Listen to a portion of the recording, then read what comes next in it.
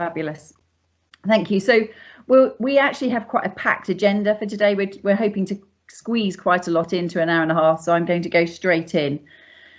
What I wanted to talk about first was stress, because the precursor to resilience is stress, because resilience, as I will show later, is a muscle that we can learn, we can develop, and resilience is part of emotional intelligence. So it's an aspect, an element of emotional intelligence.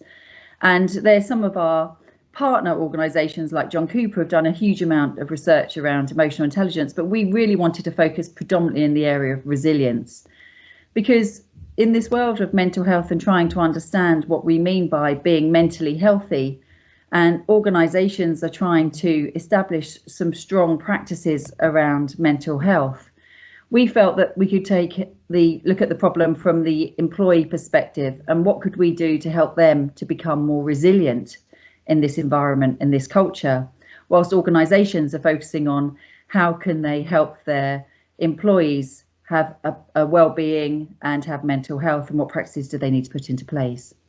Thank you, Kate. So from an evolutionary perspective, we need stress. Stress is a good thing, but we don't want too much of it. And if we don't cope well with stress, what happens is we have an autonomic response to that stress, and we produce cortisol. And the stress hormone doesn't make us feel great, frankly, but it's because of the need for fight or flight that this is activated. And so stress can be a good or a bad thing. Actually, good stress enables us to succeed. So getting an event together for today is a good stress. Actually, we're all excited about it. If the technology fails halfway through, which it has a propensity to do, I think it will very quickly fall into bad stress. Let's pray that doesn't happen. But good stress, or eustress, is a term that's used to describe how all of the physiological and physical responses that we have actually come together to help us perform. And so some of you may have come to our last session with our panelists and met Goldie, the Olympic bronze medalist for javelin in Beijing. And she talks a lot about good stress and the performance peak. And so we can get to our optimal performance through having a good level of stress and positive stressors.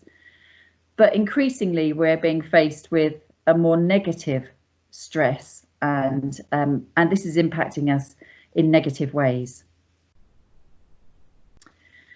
And the impact is, if we have prolonged stress, it can become chronic, and it can have negative impacts upon our mental health and well-being. Some of the things it's showing here are obvious in terms of the impacts.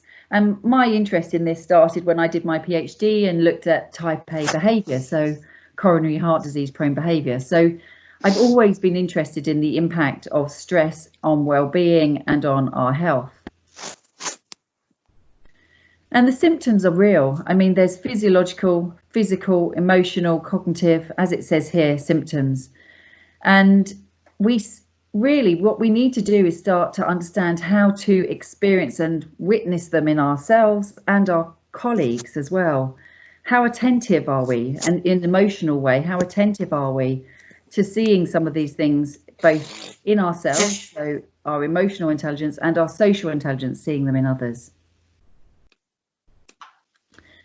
And the risk, of course, is that mental illness can be invisible. So I could be anxious, but I could still sound confident. I might have a wavering in my voice. I might be depressed and be really struggling on a day-to-day basis, but still smile and make jokes and appear to be fine. Or I could even, in a worst case, feel suicidal and feel like there's no hope, but still turn up to work every day. So what is happening for me internally, or for one internally, may not equal or reflect what's happening on the outer world. And so we really wanted to know what emotions people might be experiencing on a good day that will help them to succeed and shine and differentiate themselves, very much aligned with our strengths research, but also what emotions people might be experiencing on a bad day. What bad emotions might they be experiencing, and what is the impact of that on their mental health and well-being? Now, there's a strong reason organisationally. So many of you on the line are from large organisations. There's a strong reason organisationally for you to focus on mental health, from a productivity, efficiency, performance, but actually just from an ethical perspective, fundamentally, and all of these statistics from the Mental Health Foundation show how important this is.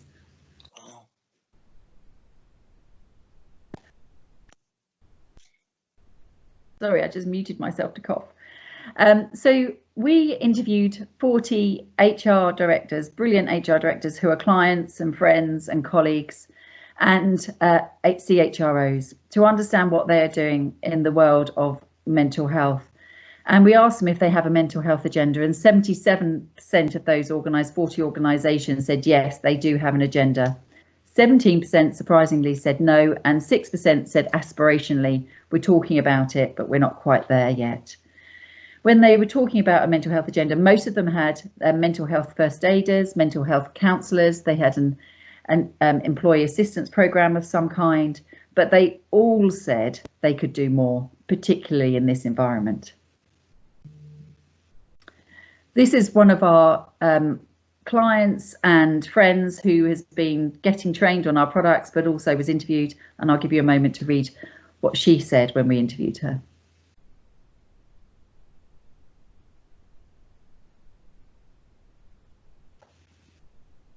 Thank you, Kate. So resilience comes in three forms. It comes in the forms of social support, which is so important at the moment, which is why technology is so vital for us during isolation. It's down to our personal attributes that comes from within. We talk a lot about state and trait, so we talk about strengths and personality, and so it's all of those inner attributes that help to make a difference. And then it's our physiological response, so our biological makeup and how we autonomically respond to stress and how we learn to cope. And so today we're going to be focusing on all three, but particularly on personal attributes. And what I'd like to do now is I'd like to introduce you to Spencer. So Spencer, if you could come off mute, please, and if you wouldn't mind telling your story. Good morning. Thanks very much, Amanda. As you can see, I was in the army. I was commissioned into the army in 1989, and for the next 15 years, I've served on various operations around the world. I was in training environments, staff jobs, and did plenty of adventure training. In 2004, I was assigned to Kuwait, and I went there with my wife and eldest son. And we were having a fantastic time. I was playing a lot of rugby, and then suddenly I started getting numbness in my fingers and in my toes, so in my extremities. I wasn't too sure what it was. There was no medical support in Kuwait, so I went to a private physio. She did some work on it, and things bounced back, and I felt absolutely fine. In 2005, I went back to the UK, the numbness came back. I thought, right, let's go and see the doctor, need to get it sorted out. In my mind, I felt that I trapped a nerve in my back. After a number of MRI scans, lumbar punctures, I was diagnosed with multiple sclerosis. Wow, that was a real shock.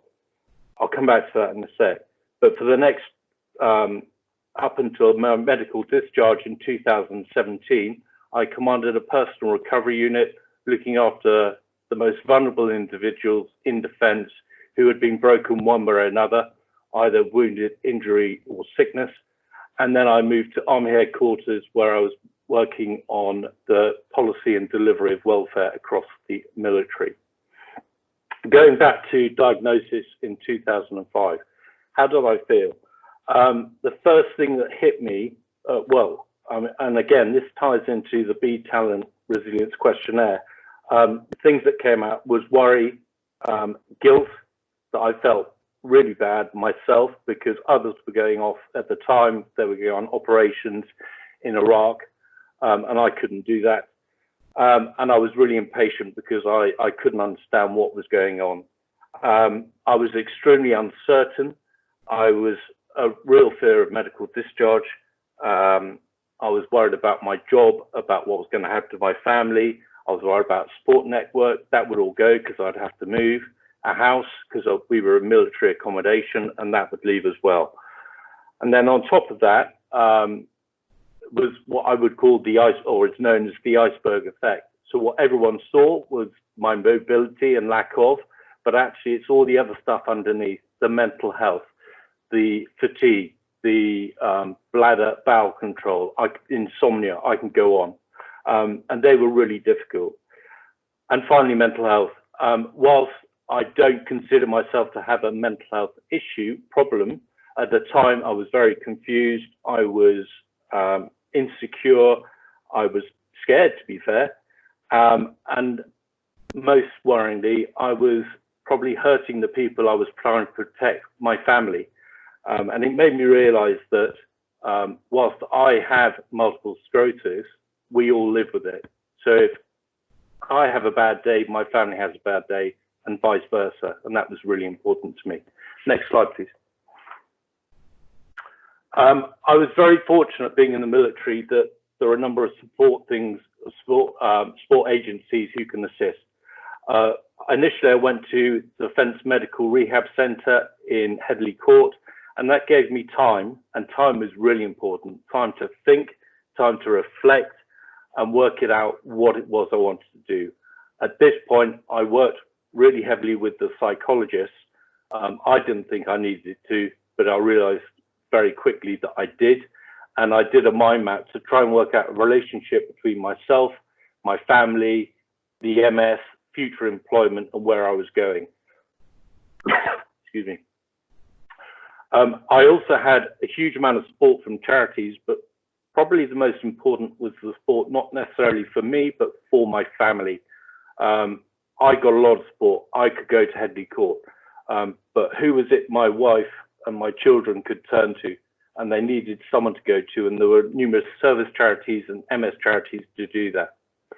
And finally, and as the picture shows, I found something to get involved with, and that was sport recovery.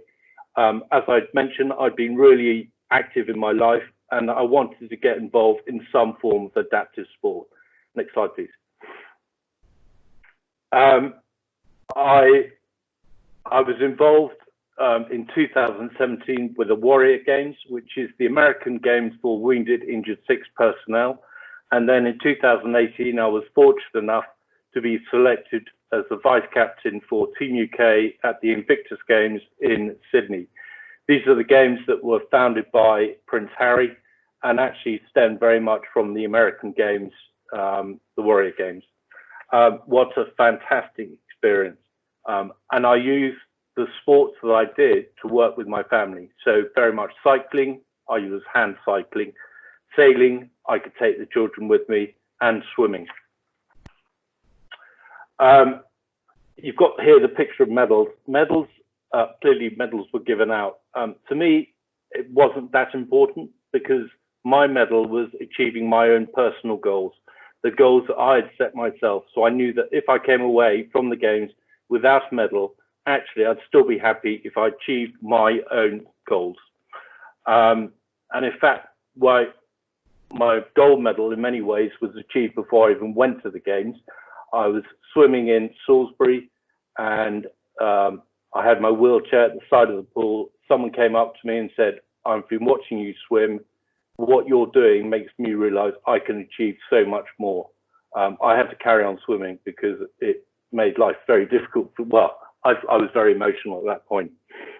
The games themselves, I don't believe they're just an event. It's something that continues on, and everyone can achieve it, and everyone can do it. It's not just about sport. So someone's Invictus could be art, it could be music, it could be poetry. It doesn't have to be sport. We've all got something. And a key thing that came from the games for me was that of social responsibility. So I spend a certain amount of time now going to schools, educating the next generation on resilience, talking about overcoming adversity and my own experiences. And that is hugely rewarding. One school, I had a young child who halfway through put their hand up and said, my mother lives in a wheelchair. And for 2 minutes, he wanted to talk about it. I let him talk. At the end of the presentation, I had the teachers come up and said, we had no idea that this child was going through this. I thought, if I can lay the foundation for that, allow him to feel that he's in a safe environment, that's fantastic. Next slide, please. So this is me sailing in Sydney, fantastic location. As you saw from, well, you may not have seen on the medals, William Ernest Henley's poem, which Invictus, used by Nelson Mandela whilst he was on Robben Island, talks about, I am the master of my fate. I'm the captain of my soul. I am the master of my fate. To me, that was all about regaining control. Regaining control rather than being told by the medics and others what I can do and what I can't do. I wanted to be in charge of that. I want to be in charge of my destiny. And it was really important. The hardest thing in all of it was the mental challenge. And it took me 6 years from diagnosis for me to actually start addressing the issues. There is a grief model where people go through denial, anger, bargaining, acceptance, and acceptance. It's not to, I don't believe until you reach acceptance, you're able to move forward. However, life is not linear. And just because you get to acceptance, it doesn't mean that you won't go back into anger, denial, bargaining. And that I've been, and that continues to the day. However, I have toolkits in place to help me manage it. Next slide, please. So what did I learn from it? And it's what you learn from these experiences that are really important. That's to me. First one is to set smart goals. Be realistic and optimistic in what you want to achieve, but accept there are certain things that we can't necessarily change. But by being adaptive, we can achieve things. Being military, I apply today's values and standards, those of integrity, courage, discipline, respect for others, loyalty, and selfless commitment. And this slide, just to quickly go through this, on the left-hand side is American athlete, on the right-hand side is a Team UK athlete. The lady on the left won the 3 previous races by some margin. This is the 4th race, and in the 4th race, and this wouldn't happen in any other sport, she held back to support the Team UK girl, and then at the end allowed the Team UK girl to come through 3rd and win a medal. That to me was amazing to watch, and is a really good example of selfless commitment. And as a result of that, both of them feel so much better mentally in what they achieve in life. And of course, it's important to face your fears, and sometimes the most difficult is to ask for support. And by achieving all of that, I think you're able to grow in self-esteem, improve your confidence, and therefore improve your resilience. Final slide, please. So my final thoughts and what I would share with you.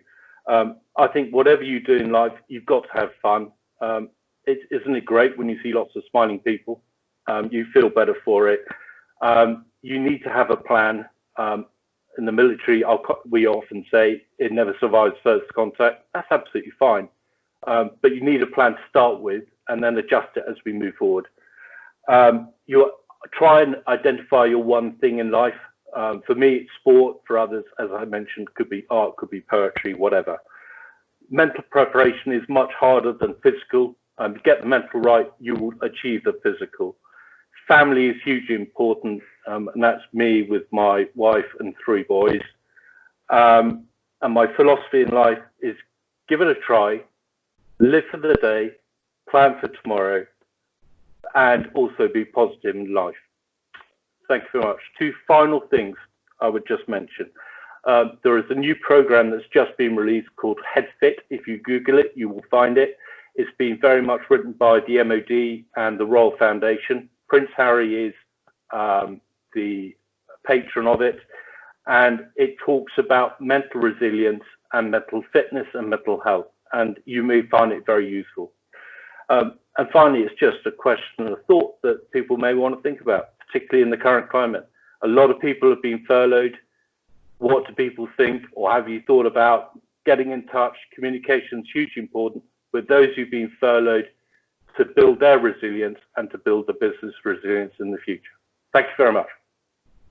Thank you so much, Spencer, and a great thought for us to be thinking about. In fact, we've got many clients and friends who've been furloughed who we are actively calling and inviting to our training courses and to our events. They're probably wanting to say, shush, I'm having a break and having a cup of tea and reading a book. Thank you very much.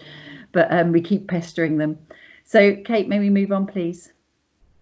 So now we're going to do a poll. So if you wouldn't mind getting your phones out, if you type into your browser on the search vvox.app, that's all you need to search, and then it will ask you for an ID, and you then type into the ID 146050432. And if one of my team could also do this just to make sure it works, that'd be great. And so, yes, I can see the numbers going up already. So 10 of you have already registered. And what will happen is the question will automatically pop up on your phone, and then you can answer it. When we get to a decent number of you, because we have about 150 people on the line, once we've done that, we'll see how you are feeling in response to this question.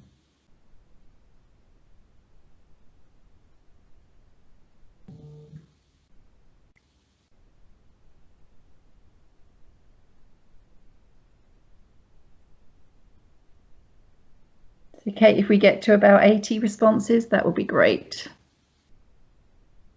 Just so we're not waiting too long, if that's all right each time.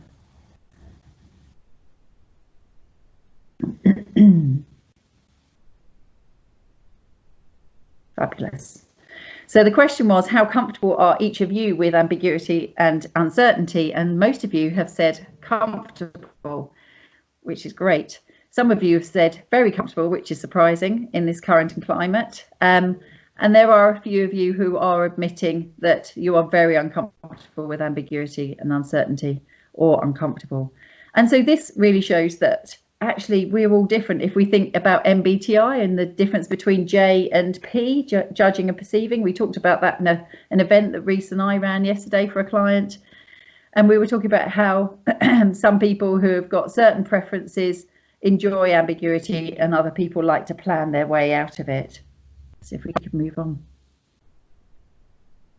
So I mentioned at the beginning that resilience is a muscle that we can build and learn, and I think we've absolutely seen that from Spencer. I think his story is quite inspirational.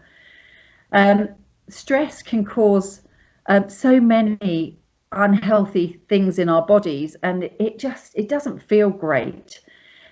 We become overly sensitive, we can cry, and we just don't function effectively. We don't perform at our best when we experience negative stress. So we really want to learn how to understand and witness those emotions so we can learn how to cope and how to deal with them.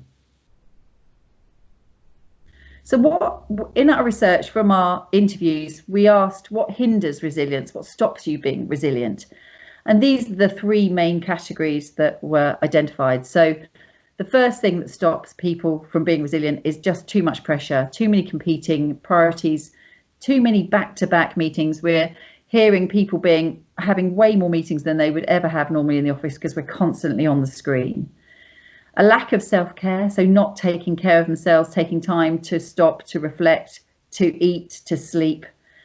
And then the work environment, so not enough support in terms of the setting, psychological safety, feeling that they can speak up when things aren't working. But there are a number of things that enhance resilience too. We've seen it already when we were talking about the three aspects of resilience, and our research supported that social support is one of the key aspects for enhancing resilience. So talking to friends, being with loved ones, and actually being with people who matter, both at home and at work. So many of our interviewees talked about having a healthy lifestyle. We all aspire to be fit and healthy, I know I do, but we fall into the trap of eating unhealthily or thinking, oh, I can't be bothered to exercise. But actually it's the opposite that works when it comes to resilience. And finally, self-awareness. As we get older, the research showing that actually we learn to understand and see the signs in ourselves, and then recognize when we need to bring forward the coping mechanisms that help us deal with the dark days, and to understand how to shine even when we're struggling. So I'm now going to pass you to another colleague. If Kate, you would mind changing the slide. So I'm going to pass you to David, who's going to introduce himself and talk a little bit about resilience.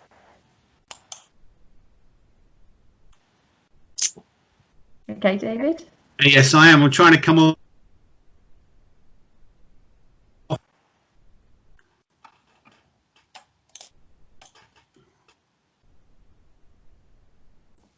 David, you're on mute. You might need to unmute yourself. There you are.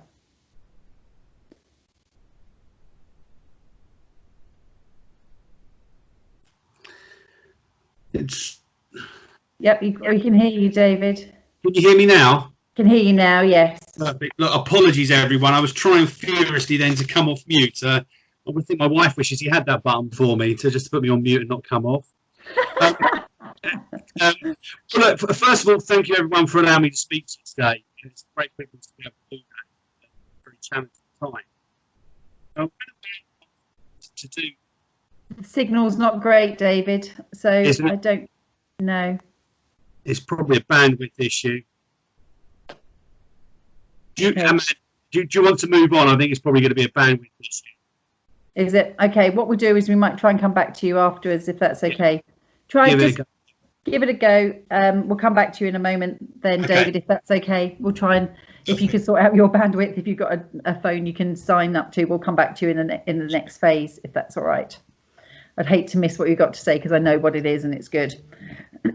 So one of the things we were thinking about in the office when we were doing the research on resilience is looking at the difference between pleasure and happiness.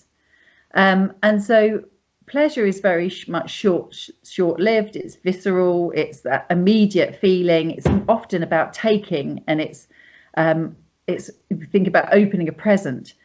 And it's addictive because we release dopamine, we want more and more of it.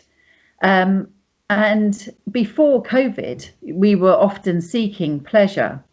But actually what we're hearing is people really thinking more about happiness and wanting it to be much more about giving. So many of us are giving so much more. I know every weekend I go and deliver shopping to a gentleman who his help the aged are unable to help him at the moment, so he can't get out and get his shopping, so I take his shopping to him every Saturday, and that gives me a real sense of happiness and I feel good for doing it.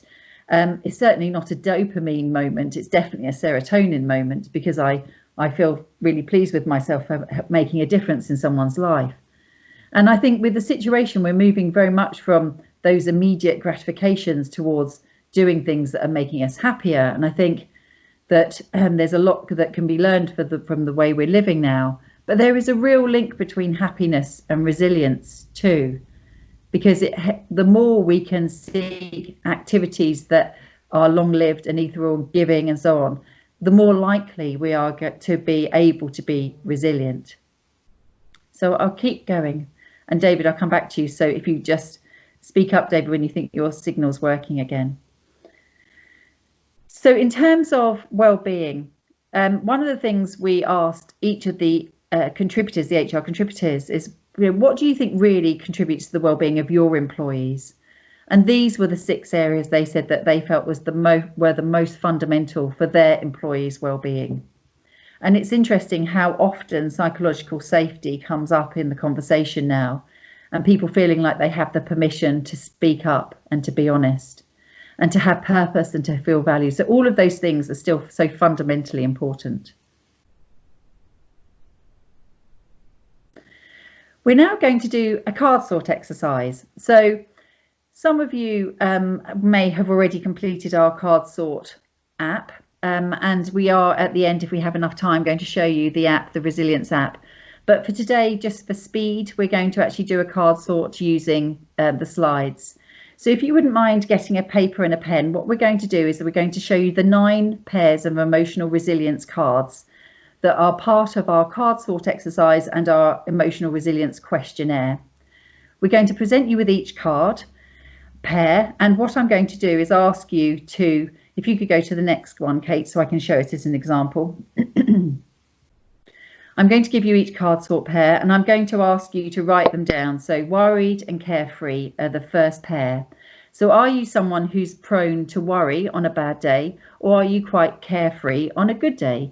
Which direction do you think you're most prone to? Are you more prone to worry, or are you more prone to being carefree?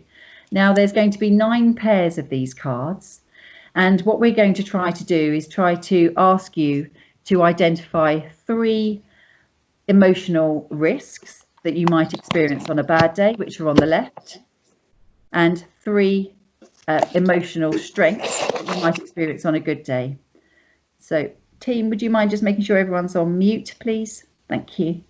And so, what we'll do is we'll go through each set, and I'd like you to write down either a negative or a positive emotion, but please try not to just write down a positive emotion, because we do need to get to the point of having 3 of each. So if we move to the next, I think we've defined worried and carefree already. The next pair is pessimistic and optimistic. Are you prone to being quite negative and seeing the dark side of things, or are you prone to being optimistic and seeing the bright side of things? Interestingly, in the first definition, the first pilot of these 2 cards, they were actually called depressed and cheerful. But we had some strong feedback about the acceptability of using language around like depressed for people if they're receiving a report. So we've changed it to pessimistic, but in the definition and in the adjectives that we use in the report, we do refer to feeling depressed. The next one is, to what extent do you feel angry, which is fierce, or calm? So on a bad day, might you feel angry, or on a good day, do you feel calm and in control? And again, this is another one where we changed after the pilot. We piloted with 500 leaders, and actually we felt that the language of angry didn't necessarily fit or would really work in certain environments, so we changed it to fierce, that we feel is more socially acceptable. But actually in our definition, we do have immediately in that first word is prone to feeling angry. So do you get angry on a bad day, or are you actually quite calm? Thank you. Are you prone to impatience? Do you get irritable, annoyed? Do you want things to happen quickly? Do you toe tap? Or are you composed and you wait for things to happen? Again, emotions you might experience on a good day or a bad day. Are you impulsive? Now, I got a score of 1 on the questionnaire for this one because I am extremely impulsive. I literally, if I want something, I just do it. Unfortunately, it's predominantly linked to food. And so those of you who know me know that I lost 8 stone a couple of years ago, and my battle now is to keep those 8 stone off because I'm extremely impulsive. If I'm hungry, I eat. But now I'm actually learning to be considered, and I train every day, and I do think about it. But are you impulsive and you act without thinking, or are you considered and you really think before you act? And again, this is about how you feel on a good day or a bad day. Are you hesitant? Do you question yourself? Do you lack belief, or are you confident? And are you sure of yourself and your abilities? And I recognise that you could be both. You know, on a good day, you could be confident, and on a bad day, you could be hesitant. And if that is the case, what will happen is that you'll come out in the middle if you completed the questionnaire. But if you're someone who is more prone to be hesitant on a bad day than you are confident on a good day, your score will be below average on the questionnaire. Are you self-indulgent or self-sufficient? Self-indulgent used to be called self-pity, and we had a strong reaction to this one as well, because the label of having self-pity is seen to be quite negative. But actually what it's referring to is that sense of, why me? Why is this happening to me? Everyone else seems to be happy. Everyone else seems to be successful, but everyone else seems to have it, whatever it is, and I don't. Why me? So it's now been called self-indulgent, but it is that feeling of self-pity. It might be short-lived on a bad day. And very often I know someone close to me who is prone to feeling quite sorry for themselves on really bad days, but she's the strongest person I know and picks herself up and is the most courageous person I know, and never really indulges beyond that one day of feeling quite terrible. Are you self-conscious? Do you worry how you look? Do you think about the impact you're having? Do you think, oh my goodness, if you're a woman, is my bum big in this? If you think about that old adage. Or are you self-assured, genuinely you don't actually care about what other people think, and you walk into a room truly confident? On a bad day, are you vulnerable? Do you feel like you need protecting? Do you feel like you might be the weakest, feeling a bit weak and a bit like you need supporting and protecting, and you're experiencing difficulty? Or are you courageous and fearless? So we've shown you each of the 9 elements or the emotions that you might experience. So on a bad day, you might experience any of those 9 negative emotions, and on a good day, you might experience any of those 9 positive emotions. And the idea is that we assess people now to understand the negative emotions that people might be prone to experiencing, so that they can build coping strategies for how to deal with those emotions on a bad day. And we help them identify their positive emotions, their strengths on a good day, because we can use those to get through those bad days. And so now what we've done is we've been building our resilience questionnaire and cards, and we're using it with lots of clients and to help individuals cope more effectively. So in combination with strengths, in combination with decision styles, and also the Hogan dark side, it gives us a brilliant picture of how leaders and managers will cope and how they will survive in the future. So Amanda, David has managed to hopefully fix his technology issues. So if we could go back to David before we do the poll, would that be okay? So Katie, we can take the slides back. Well, we're about to find out if I have managed my technical issues. So how does that sound? Is that better? It is, hugely. Perfect. Apologies, everyone. I wasn't trying to demonstrate resilience in the moment with my technical issues, but hopefully you can hear me loud and clear now. So I was saying, when Amanda first asked me this question to do the presentation today, I very much thought to myself around, what example can I give you that will really allow us to, I suppose, empathise with each other around resilience and how we deal with it day to day. And I think Spencer gave a fantastic personal example earlier of very much how he overcame specific situations in his own life. And what I thought, rather than sort of talk about something that's very personal to me, I thought I'd just say we've probably been the most, or had to be the most resilient I've ever had to be in my career in the last 6 to 8 weeks. And I'm sure many people feel the same about that in their own situations. Because if you just stop for a moment and reflect, I wrote a presentation to our majority shareholder 5 weeks ago, and we were talking about the first cases of COVID-19 coming into the UK. And I said in that, in a very twee way, yeah, there'll be a few people that get sick. There'll be a few clubs that might have some problems. Our retail venues might have a few problems with team members not being able to come into work.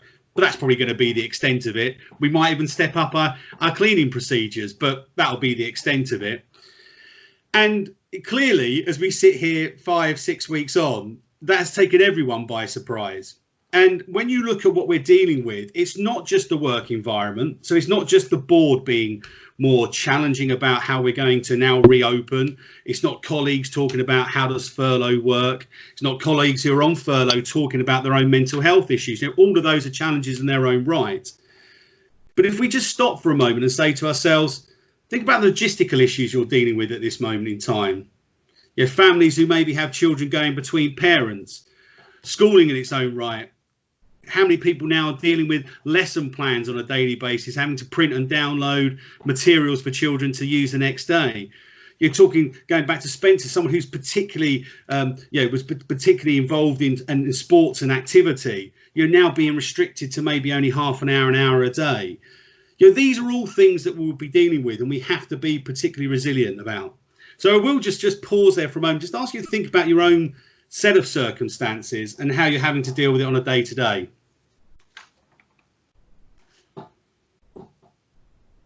Can we take me to the next slide, please?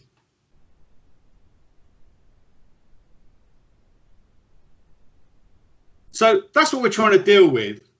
And frankly, the middle picture shows you how you want to feel, right?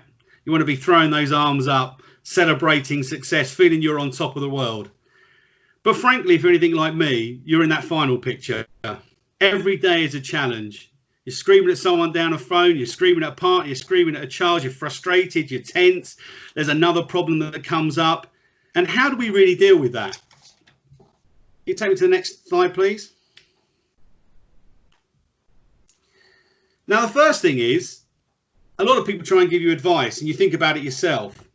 And you know, a lot of that advice is well-mannered and well-meaning, right? You know, people want to try and talk to you about, they see you may be a bit frustrated, see you having a few problems, maybe see you low in mood, and they want to talk to you about what you can do.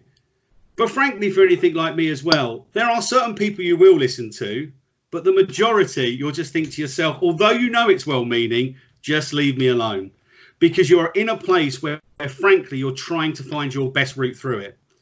And all, as I say, all of that support is well-meaning, but in actual fact, it comes across as sometimes patronising, challenging, even negative at times. And in terms of my own position on this is that I think the most important factor in all of this is to just take a step back. And as I see that final picture there, is find your happy place. Now, you know, when you find your happy place, what you can start to do is ask yourself a few questions about, so what is it that I want? What is it that I want to achieve? What is the advice that I'm going to listen to? How is that advice helping me to think differently about what I might do next? And we've just seen the next slide. If you just take me to the next slide. My point around here is we've talked about many of the factors that are important within resilience. But the single two most important pieces for me, and I hope they resonate with yourselves, is to really think about how you're going to be positive and really think about self-esteem. Know what you're good at, know what you want to achieve. Because I think if you're in your happy place and you're really thinking about, okay, what do I want to do differently? How can I control what happens next? And then you're positive about what you can do and you focus on those that are important to you, I think it's far easier to be resilient and take that next step forward. So I will just leave you just a thought just for yourself is you're probably going to have a moment today, tomorrow, certainly probably within the week, where you're going to have that low moment or a challenging moment. And what I would just ask you to think about is, what is your happy place? Where do you go? What gives you that happiness? And secondly, when you're there, just ask yourself one question, which is, what am I going to do next? And really focus on the steps that you can take to really take the next step forward. So I'll just leave you with that. David, that's amazing. Thank you. And how aligned you are with Spencer, actually, in terms of just really recognizing our strengths, what we enjoy doing, focusing on what we're passionate about, and just making the very best of what we've got. I completely agree with both of you. And thank you so very much, the two of you, for your support. Before David was speaking, I took you through the resilience exercise. We wanted to make this session a little bit interactive, and hopefully each of you have had a chance to identify your resilience strengths and your resilience risks. So if we could go to the next slide, Kate. What we'd love you to do is use the VVox poll again. So if you go back to your phones and go back to VVox app, the poll is open. And you can vote for 3 of your resilience risks. So what we're interested in finding out is which of these 3 are you more prone to experiencing on a bad day, would you say? I've already admitted I am quite prone to impulsiveness. I'm also quite prone to feelings of depression on a difficult day. I can feel quite negative. And I was reflecting last night that I can at times feel self-conscious, but actually my self-consciousness has dropped since I've changed my physical image. However, it doesn't go away. I'm just having coping strategies to feel better about it. So each of us are most definitely prone to resilience risks, but some of us might have better coping strategies than others. And that's what we're interested in finding out. So 103 of you have registered. We're going to give you a few moments to select your 3 options.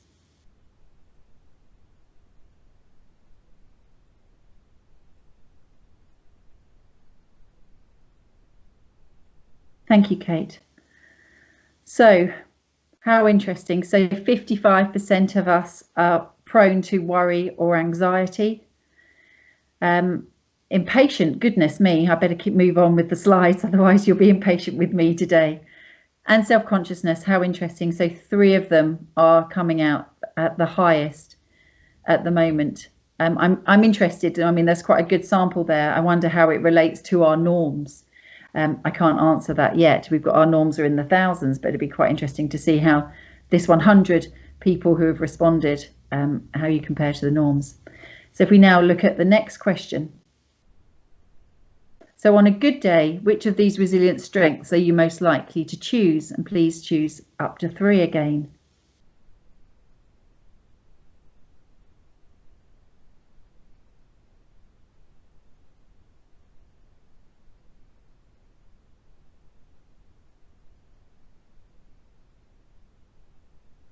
While people are selecting, I'm really happy to share my own resilience risk, which was the self-indulgent self-pity. So I'm the person Amanda was talking about before was me.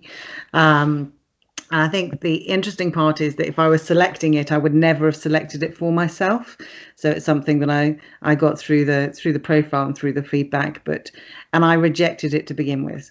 Something that I found very difficult to come to terms with because it wasn't a very desirable trait in my mind. But actually, so it's quite interesting in terms of that difference between what you might select for yourself and see in yourself versus actually the reality. It's a really good point, Sarah. Thank you.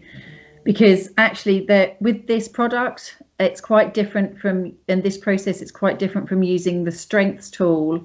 We always talk about when you use our strengths questionnaire that the conversation, because it's about strengths, is very positive. It's very rare that you'll have a tricky or difficult conversation. With this one, it takes some careful handling, and the language. That's why we're making sure that the language we use in the reports are very user-friendly, to help the acceptability, to help people understand what we mean by the terms. So that's why we moved away from the language of self-pity to self-indulgence. But actually, with Sarah and I, when we talked through this, actually we could understand it and understood the meaning of it. But what we also recognised is Sarah's got some unbelievably strong coping strategies to get her through those emotions, which are quite natural. So let's have a look at how you've responded to the resilience strengths. That's so interesting because our norms reflect that. I know because Helen and I just did a piece of research looking at the norms on we've got 2 norm groups now for this product. We've got a graduate norm group and a managers and professionals norm group. And we were looking at it, and we were looking at optimism because there was a slight skewness for our data on optimism, with most people coming out as high on optimism. So we went back and looked at the data, and you've just validated that for me. Thank you very much. So many of you saying optimism, trying to find the good in things. On a good day, you see the good, the positive, and the bright side of things. And second, calm. So dealing well with adversity in a calm way. And then we also have confidence and self-sufficiency. So taking control and taking ownership, taking accountability. Thank you so much. But again, it shows that all of us have different resilience strengths and risks. Thank you, Kate. So what do we see in resilience people? So this is, Sarah did some research and I asked her who Morano was, and actually it was the editor-in-chief of Personnel Today. And they did some research and identified 10 traits of resilient people. So these are the sorts of things we can see in people who are resilient. But for me, ultimately, it's about resilient people have great strategies, because we have to be experiencing stress to be resilient. And if we are then resilient, it is about the strategies we are using to cope with adversity, to cope with difficulty, to cope with stress. From our research, HR leaders on a good day, so many of you on the phone and others, on a good day, most of our HR leaders are optimistic, confident and calm. On a bad day, what they don't show you necessarily is that they're feeling self-conscious, they're feeling impatient and they're feeling pity. Now, we asked our HR leaders if they are willing to talk about how they're feeling, and what we identified is that so many of your senior HR colleagues in organisations will not openly talk about their own mental health because they need to be seen to be strong, and they try to protect their team and their organisations from any emotional difficulties that they personally might be handling. So whilst they're putting into place mental health practices for the organisation, they don't necessarily look after themselves first. And they deal with it in their own way. Many of them said if they had an issue around that they needed to be resilient with, or they were experiencing any negative emotions or mental health issues, they would deal with them first and talk about them once they feel that they've recovered and solved the problem. But they were very unlikely to go for help before that was solved. Thank you, Kate. In terms of coping strategies, most of us focus on self-care. So self-care was the main coping strategy that we identified. And each of the elements we've shown on this slide are really the things that people kept talking about. Sport, to Spencer's point, plays such a significant part for people, and which is why the government keep advising, and I'm so glad they've kept us able to go out for our 1 day of 1 moment of sport a day. It's so important. My partner is a runner, and when he saw that they're potentially going outside and running might be banned, he was talking about setting his alarm and running at 3 o'clock in the morning so that he could run and make sure that he still got his run every day. So important to his mental health and well-being. The second thing was seeking social support, which we've heard, which is very important, through our friends and family and people we care for and love. And the third one was gaining perspective, so understanding how they're feeling in the wider scope. And it's exactly why we're building a tool like this, because it helps people to gain perspective and understand for the emotions they're feeling. So who do we generally talk with? Interestingly, what we found is that people are more likely to talk to their manager if they've had a long relationship, if there's trust, and if they don't feel that their managers are overloaded. So they're more likely to go to their managers if there's a long relationship, a trusting relationship, and they don't feel those managers are currently overloaded.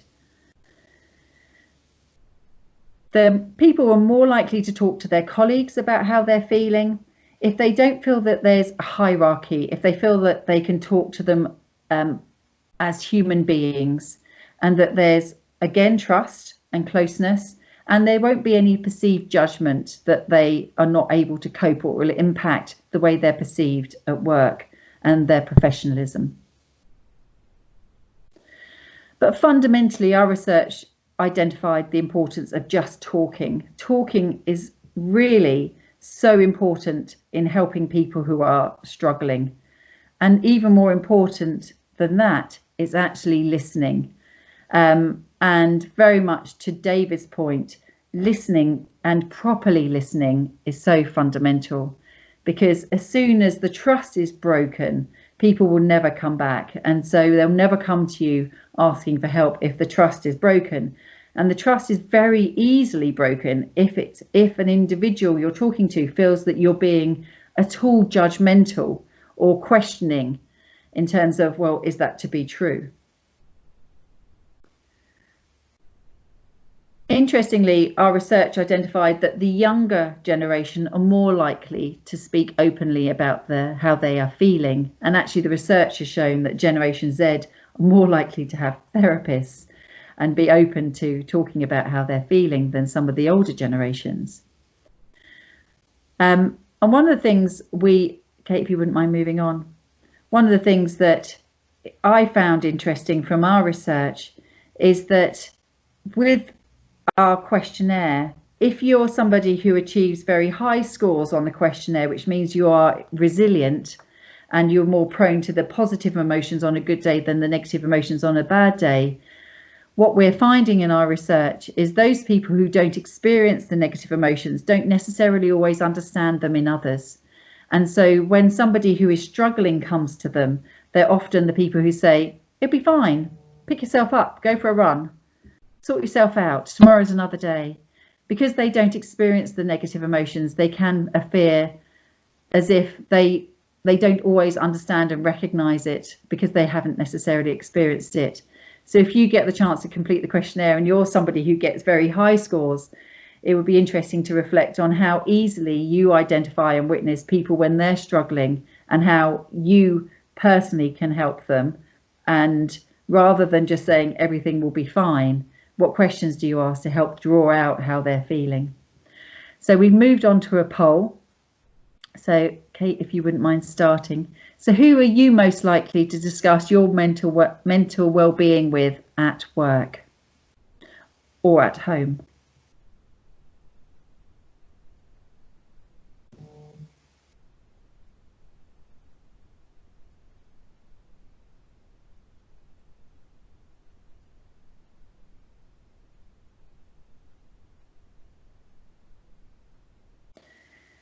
Thank you, Kate. I think we're about 90, which is a great number. So if we could have a look. How interesting. So if we look at the spread, so we've got manager, HR, mental health advisor, peer, close colleague, which are of course all work friends and colleagues. And then we have friend, family member, spouse, and then none of the above. So we've obviously missed a category there. Or maybe somebody just doesn't want to talk to any of these people. So predominantly, most people will go to a spouse or partner or friend. And we found the same thing in our research, actually, that actually people have a fear of talking about their mental health and well-being at work because the fear of recrimination. They don't want to be labelled or have any sense of doubt that they couldn't do their job. Please could I introduce you now to David Hill. So David's been a client of ours for a number of years, and I know that he's got some great things to say now about resilience. Thank you, David. Hello, Amanda. Can you hear me okay? Yeah, all good. Thank you. Excellent. Good morning. Good morning, everybody. Really pleased to be given the opportunity to speak for 5 minutes. I think you agreed with me, Amanda. So yeah, thanks for the introduction. Just in terms of Atos, some of you may be aware of our organisation, but just to give a bit of context, we're a global digital transformation company. We have just over 100,000 people worldwide, including 10,000 within the UK, and we operate out of 73 countries. So we're quite a large global organisation. You can see under our organisational brand there, Spring, and the reason why I highlight this is that in the month of February this year we launched a true, deep, far-reaching reorganization on a global basis, which I'm supporting and driving, and we're aligning ourselves from where we are today based upon countries of operation to 6 industries where our clients sit. I raise that because in the context of the current crisis we're in terms of COVID, perhaps we couldn't have chosen a worse time to do this. And what it illustrates to us already during the course of the last 6 weeks, including, I think, as David has already highlighted, is that the theme and the topic of resilience is more important today than ever before. So particularly at the moment where we have 96% of our 100,000 people worldwide working from home as we speak today, here and now, that really puts a really greater lens than ever before around well-being, mental health, and resilience. In terms of the 4 or 5 minutes I've got today, what I agreed with Amanda is to talk mainly from a personal perspective, having participated in the resilience questionnaire in the last 2 or 3 months, which, by the way, is a fantastic questionnaire. So I'd really encourage you to participate in that if you haven't done so already. So to share some personal insight, but also just to share maybe 2 or 3 key points from an Atos perspective around what we're doing and what we found to be beneficial around the topic of well-being and resilience as well. So if we go to the next slide, please. So in terms of a personal reflection, and I'm being very honest and open here. But interestingly, having just conducted the online live poll, I think it's certainly interesting from my perspective, but my 3 top positive emotions with strong emotional well-being on a good day completely map with the top 3 that came out of our poll just now in terms of the 100 people that participated. So in terms of the 3, optimistic, absolutely, I see that. I see that in myself. If you were to ask my wife, I think she sounds pretty much a half glass full person. I'm generally very, very confident, so I'm clear on direction. I trust my ability. I'm positive in that respect, and I'm resolute and determined. And last but no means least, absolutely, in terms of my 3rd highest emotion on a good day, calmness. So I'm calm and unlikely to get agitated. Absolutely even-tempered, but again, I think my wife may have other views on that if you were to ask her. But I think, interestingly, the poll that we've just done, as I said, maps completely with my 3. But the other point that I would make in terms of when I participated in the questionnaire is that the findings that came out for me personally, I would say there were no great surprises from my own level of awareness and other psychometrics and assessments that I participated over the years, which was really positive and reassuring. Perhaps if we come on to the next slide, and the not so good stuff, and the stuff I think, Sarah, as you said very openly around the topic of self-indulgent or self-pity, I think, as you referred to it, Amanda. These 3 here, again, I think on reflection and having had some time with one of your team, Amanda, to talk through the findings, don't come as any surprise to me. In terms of these three here. On the self-indulgent side, again, at home, my wife should say that I'm prone to sulking, so I need to be clear on that and how I can pull myself out of that as quickly as possible, for my own benefit, but for the benefit of others around me and for my own well-being as well. I am prone to being impatient, and I think you talked about the description of that earlier on, Amanda, but you can see them here again. From a personal perspective, and yeah, one of the top 2 that came out from our poll, I think, was on the worry and the anxiety side of things, and that can manifest itself with myself, and I've recognised that over the years as a symptom, as a challenging emotion on the negative side for me, and therefore I now recognise when that's manifesting with myself, and certain actions, practical actions I can take to address that. So maybe we come on to the next slide, please, which is around my view around coping mechanisms. And I don't think there'll be any amazing rays of light here for you all, but it's certainly just some practical things which I've reflected upon and agreed with myself that I will take action on. But I think they're equally applicable to myself, but also to our colleagues, our family members, our teams, particularly at the moment when there is such a lot of challenging topics and a challenging environment for us all to be working within. On the first area about self-indulgency, and there are two headlines for my side, and the first of which is around positive thinking, which I think, Amanda, you've already mentioned, and to remind myself and reassure myself, and to try and turn those negative emotions and thoughts into positives.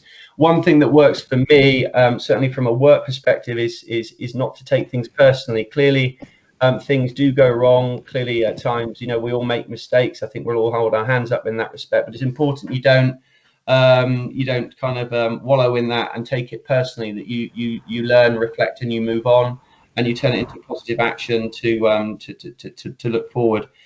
One thing that's I found really important, and I think it's something that came out from both Spencer, your presentation at the beginning, but also something you mentioned under the current climate, Amanda, with COVID, is helping others. So looking out for others that are perhaps less fortunate than ourselves. So certainly one thing that I've been doing in the last 2 or 3 months, again even more so than before, is supporting colleagues, friends, family members, neighbours. So similar to you, Amanda, I'm helping doing grocery drops with some very elderly neighbours in the village where I live, where they can't get out, and they should not be getting out for obvious reasons. really thrown myself into Macmillan, which is a charity close to my heart, and the East Anglian Air Ambulance.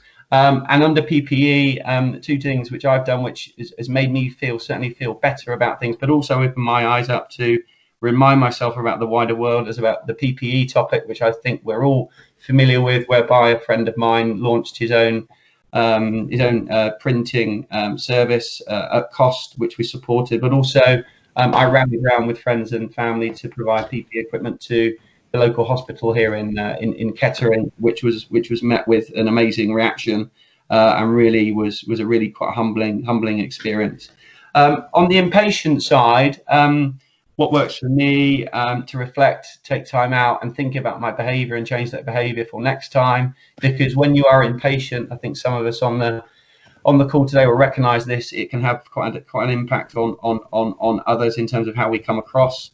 So it's about reflecting and changing that for next time as well.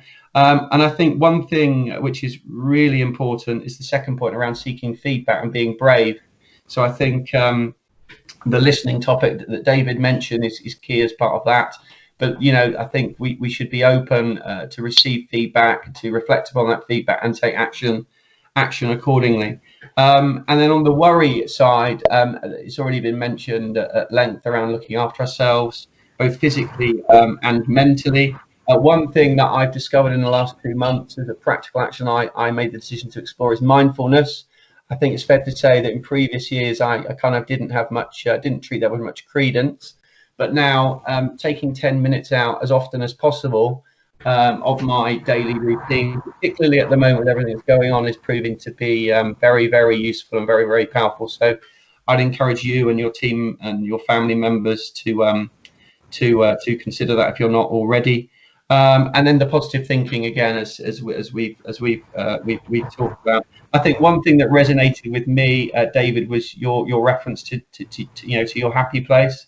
I think that's absolutely key and makes a lot of sense. But I think in terms of my three kind of key messages, having been through the questionnaire and thinking about resilience and well-being and applying this to myself and others, my three key messages I would say are being open-minded, being self-aware and listening to others, being brave in that respect is probably the second one, and the third one, and I think Spencer, you emphasised this, is about being practical. So don't boil the ocean. Think about 2, 3, 4 things that you can do differently to make a difference to you and a difference to others around you to improve your own health and your own well-being.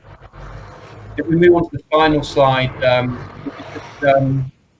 a very, very quick summary around our We Are Atos program, which, as you can see, that was launched towards the beginning of last year. So it's just over 12 months in existence now. It was born out of the UK organisation and has been rolled out worldwide. It's underpinned by 5 work streams, as you can see there: social value, diversity and inclusion, life at work, which Life at Work includes our Great Place to Work agenda and our Future Fit program, which is around careers of the future, employee experience for our customers. And the 5th one, last but by no means least, is all about well-being. You can see on the right-hand side some of the key offerings that form part of that 5th work stream, both from a mental well-being perspective and a physical well-being perspective. But what I would say is that certainly within Atos, the genuine care and attention for employees from a mental health perspective, I have seen change significantly in recent years and even in recent months. And I think just reflecting upon the poll, which we all participated in, it was very interesting that those we would talk to are our friends and our family and our partners, let's say, rather than colleagues at work. And that's something that we, within the HR organisations that we work within, have got a lot of work to do now to build that trust with our people, such that they feel able to speak openly with us as their employer, to help them with any issues from a mental health perspective they may be experiencing. So I think certainly within Atos things are changing. We've got a lot of way to go still, but things are much more positive than they were. But it was interesting seeing the outcome of that poll, because I think that resonates certainly within our organisation, but I think more broadly across industry, across industries as well. Thank you so much. Thank you, David. I think some brilliant insights there, and actually some that I want to learn from as well. I'd like to be brave, most definitely, and love all your comments and your coping strategies. Thank you. Kate, can we move on, please? So one of the things we promised we'd talk about was burnout, and the relationship between stress and burnout. So stress is when we feel like we might be drowning, but burnout is more that when we feel depleted. So if we could move on. So the World Health Organization defines burnout as a syndrome resulting from chronic workplace stress that has not been successfully managed.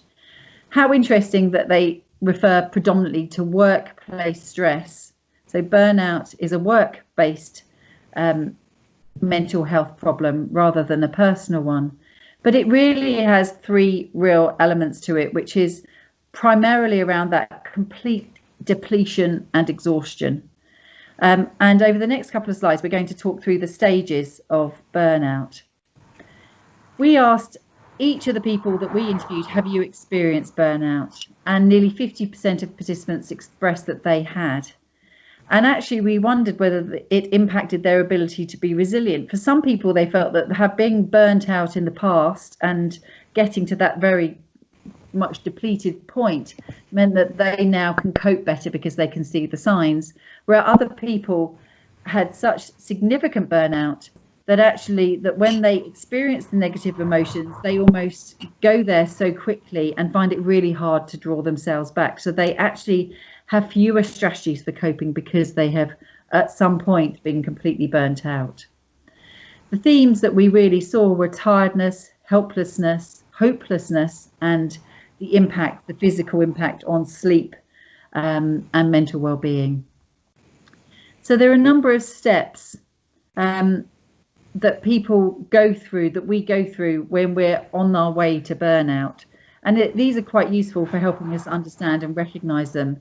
They can start with us wanting to prove oneself, not being able to switch off from work, neglecting our basic needs, not going to get a glass of water when we need one, being a bit irritable, cynical, intolerant, our values then being so skewed towards work, dismissing things that we shouldn't be dismissing, forgetting to see our friends and family. Then it might be that we start doing some odd things. Then we devalue our personal importance, for example. It then comes to us feeling a bit empty or alone. We might then feel hopeless, depressed, and then eventually that feeling of total depletion. Now, one of the reasons we're sharing this is because at this time we really need to help to spot these both in ourselves and in others. So that attentiveness, that awareness is so, so important. And if you're not already on mute, would you mind just going on a mute? Because I've noticed a few people aren't. That'd be amazing. So have you ever experienced burnout as we've defined it? And I say at work because the World Health Organization defines burnout at work without the ability to cope. So have you experienced burnout?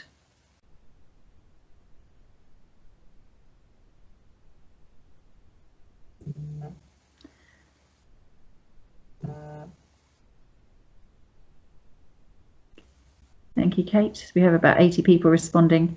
So many of you, goodness, really similar to the data that we identified from our 40 interviewees, where we found just over 50% said yes, they have at some point in their career experienced burnout. And the reflection I would like you to work on is, has the experience of really having that really challenging experience, how has that impacted your ability to experience and understand the negative emotions on the difficult days, and how able are you to find strategies to cope and to get you through those challenging days? Are you more able because you've experienced it and therefore have strategies in place, or are you less able because the emotions are so raw and so impactful that you are almost drowning in them, and you are flooded by those emotions that you find it very difficult to see the wood for the trees and find the strategies that are going to get you out of it? by going through this process and understanding the emotions that you might experience it in those days, and then some really simple strategies like David Hill from Atos has identified for helping us cope with some of those things, can be so useful in helping us get through those tricky times. And this slide probably should be up about 5 times, I think, in this deck. We keep referring to it, and I wanted it earlier as well. But I find it fascinating in how we listen. So we speak at 125 words per minute, some of us more, some of us less. We hear at about 300, and we think between 600 to 900 words per minute. The impact of that is that when we're listening, we are not always fully listening. We might be selective listening because we're thinking about other things while we're listening to me, for example. Or we could be pretend listening, where we're not listening at all. Hopefully we're never ignoring. But actually what we're really aiming for is empathic, active listening, where we're truly hanging on every word. We have both verbal and non-verbal signals to say how engaged we are with the individual that we're listening to. And we are truly focusing on the words that they're saying and the non-verbal and verbal signals that they're giving to us. And with resilience and with mental health conversations, this is fundamental. We've really got to learn to listen properly. So how comfortable are you talking about your emotions at work?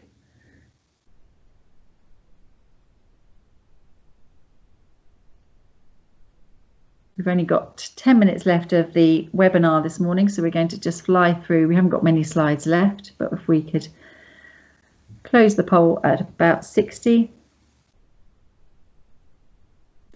So some of you are very comfortable and most of you are slightly comfortable, but there are still 25% of you who are uncomfortable and would prefer not to talk about your emotions at work. And when we asked the HR colleagues why not, they said it's a fear. There's a fear. People do not want to be judged or labelled. Thank you, Kate. So from our research, actually, some of us are prepared to talk to managers or colleagues. Most of us want to talk to people outside of work. But it was the younger interviewees who are more likely to speak to colleagues than the older. So there's definitely generation differences. And so I think there's an implication in terms of the mental health agendas that we're putting into place to make sure that everybody is taking up the opportunity, and it isn't necessarily the case that there are generational differences in who actually uses the service. Thank you. So we would like to offer you 2 things. There's an opportunity for you to have some free CPD. Many of you will have already been trained. I recognise so many of the names on the call today. We are offering all of our training that we usually do face-to-face for free for 3 months, so April, May and June, on all of our products. So all of our accreditation courses are free and they are virtual for those 3 months. Well, April's nearly finished. So you're welcome to register on any of the courses, and I'll show on the next slide in a moment those courses. Or if you would like to actually experience the questionnaire, you're welcome to book a resilience coaching and feedback session with one of our senior coaches and psychologists. This would normally be £400 for the hour, including the cost of the questionnaire, which is £45 plus admin. But we're doing the coaching for anybody from this session who would like to have senior coaching on resilience for them or any of their staff. We're doing it for £250, so at a reduced price. But if you would like to get trained, there is no charge. If you could go to the next slide, Kate. These are the dates we've got in May. You can see we have already got 4 of our courses that are fully booked, but we do have a resilience date on the 4th of June. I do think we've only got about 5 or 6 places left available on that, so we will be putting another date for another resilience date, depending on demand, in May and June, just because we keep getting booked up. We've got 2 in May already. We probably need 2 in June. But if you're interested, please contact Heidi and she will book you in. Thank you, Kate. Slide isn't moving. So hopefully it is now. Yes, it is. So I personally think that resilience and well-being is something that we should be passionate about. All of this started because Sarah said to me, I've got something I'd like you to research, which of course is totally ironic because Sarah told me to stop coming up with new ideas and new products because we have 10 products in the BeTalent family already.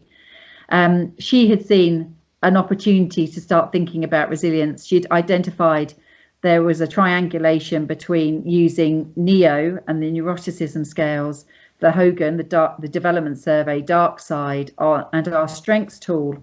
And she was noticing that people who were prone to neuroticism were having stronger triggers and dark sides, and there was a link between that and their risk of overusing strengths.